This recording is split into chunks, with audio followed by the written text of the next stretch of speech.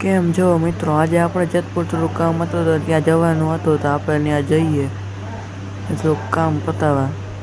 ચાલો જઈએ. આ છે અમારો ભાદરનો પુલ.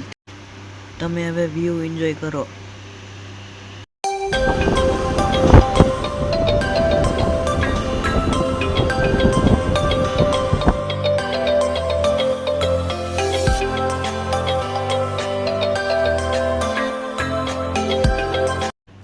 અહીંયાથી આવી ગયું પાટપીપળા ગામ.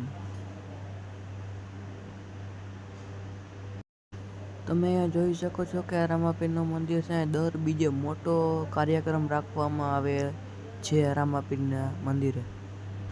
અને અહીંયાથી જેતપુરની શરૂઆત થઈ છે. આ મોટો જેતપુરનો પુલ બની ગયો, ત્યાંથી આ જેતપુરનો વ્યૂ.